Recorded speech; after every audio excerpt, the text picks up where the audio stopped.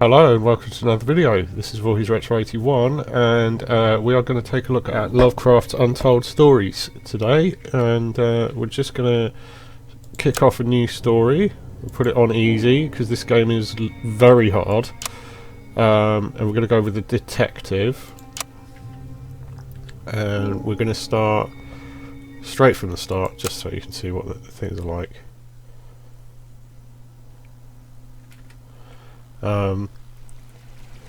So that's your general controls. The detective is the character that you start off with. You have to find other characters in game to unlock them. So far I've got the detective. Obviously you start from the start of the game with him. You can also unlock a professor and a witch, who I've got. And I'm yet to unlock the thief and the ghoul. So the detective's special ability is that he can dodge. So we can't open that at the moment because we haven't got the key for this. So this is kind of like a, as you can see, pixel art. Oh, can I search that? No, that's just telling me how to do the mini-map. So this is kind of the tutorial stage that pretty much everybody will see as you're starting off in the game. And the odds are that I might possibly get to the first boss as the detective within this sort of 10 to 15 minute look at it, but it's quite a slow paced game, and what we need to be careful of here is that although we can smash stuff up,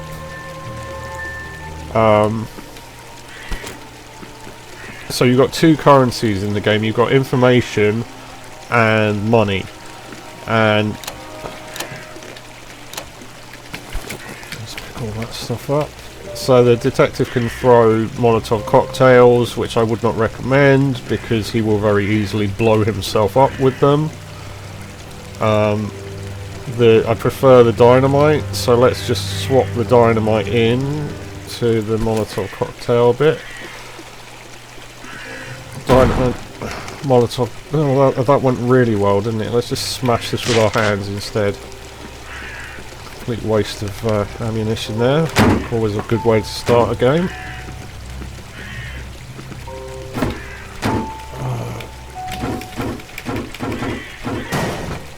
Nothing in there.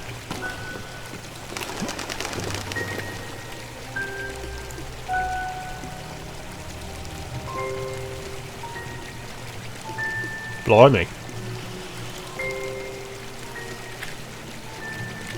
Okay. So that gives us the iron key, which we can take round back to that iron chest and pop that open. See, I mean, we were going for 3 minutes and we've barely done anything. It's more of it does it ramps up very quickly after you get out of this stage. The game gets pretty intense. And I'm not sure if I'll ever finish this game, to be honest. I might possibly finish the detective stage, but I've got to the fourth world of the detective stage, and it is brutal. I'll also cover off on this as a roguelike. I think I said that before, but it's not as brutal as some roguelikes I've played in terms of the way that the roguelikeness functions.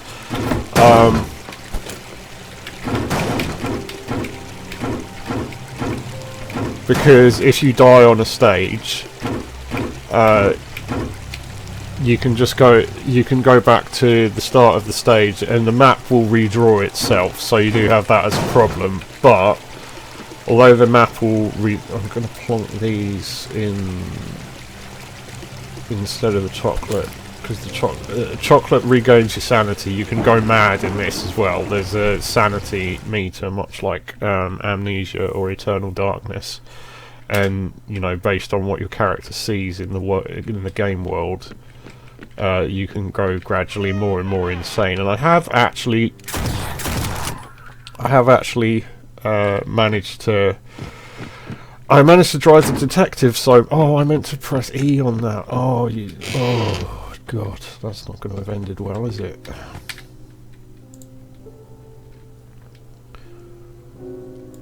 Leave it. Take that.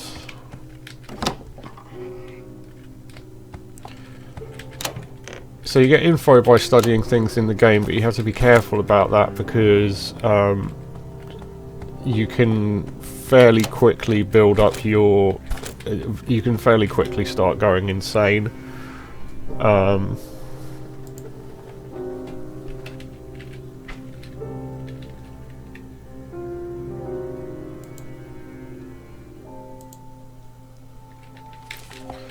you can get sanity back, but it's a little bit...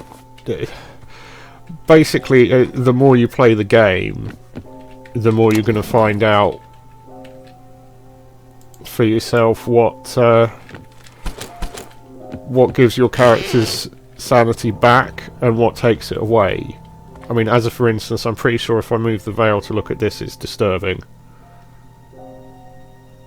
Or, yeah, so as I move the arm holding the fan away, the doll swells and contorts in my hand, becoming soft and pulpy, spreading like a diseased tumour, reeking of sweat and blood. I throw it to the floor and stamp on it, so I'm definitely going to lose some sanity here. Yeah, I lost quite a lot of my sanity there.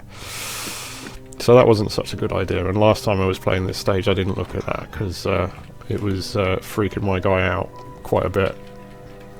Well, actually, the first time I played it, I have inadvertently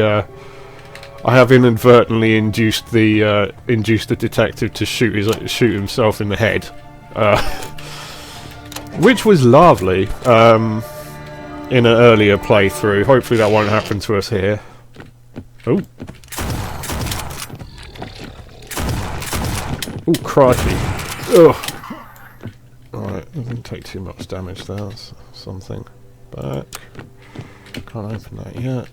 There's no exclamation marks here, so there's nothing to check for the information. And just nab that. Open this. It's a good idea to open everything that you can open in this game, because very few of the things that you can open will damage your sanity. It's more the exclamation mark items that you look at that show up on the little mini map. Oh God! Lack of light, not good. Ah! Whoa, whoa, whoa, easy now.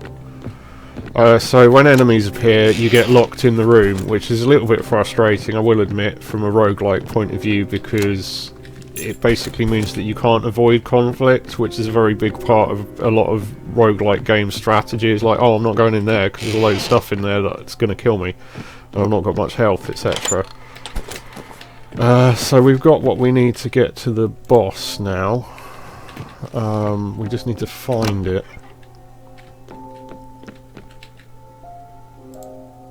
Let's see what's in here. When I opened it for a split second, I heard what I thought was a scream, but maybe it was just a hiss of steam. Oh no! There are the charred remains of human hand bones still clasped together as if in prayer. What happened here?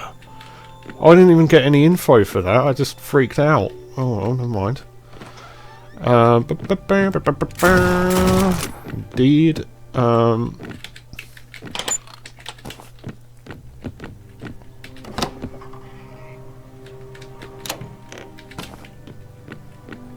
So I do really like that. I'm quite a big fan of put the stuff in that will heal you if you do that when you find the voodoo doll.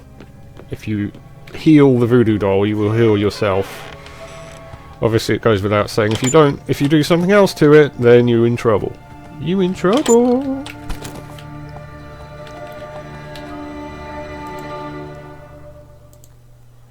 So that gets me some sanity back as well.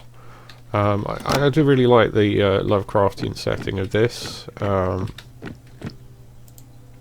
think this just gives you information, yeah, and money, which is helpful. It would be even more helpful if we had a shop, but I don't think it doesn't look like one's going to spawn in here.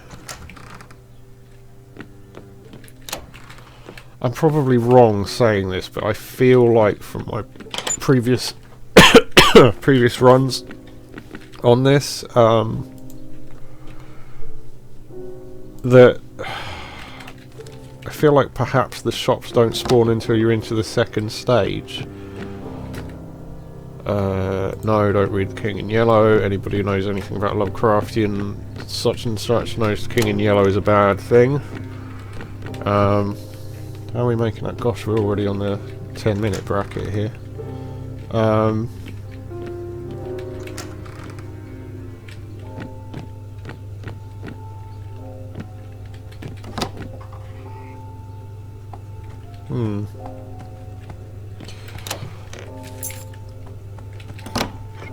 So as you progress through this game, I know I've already said this, and you'll just have to take my word for it because it's a slow game, so we're not going to see a lot of in-game progress past just wandering around checking things out here.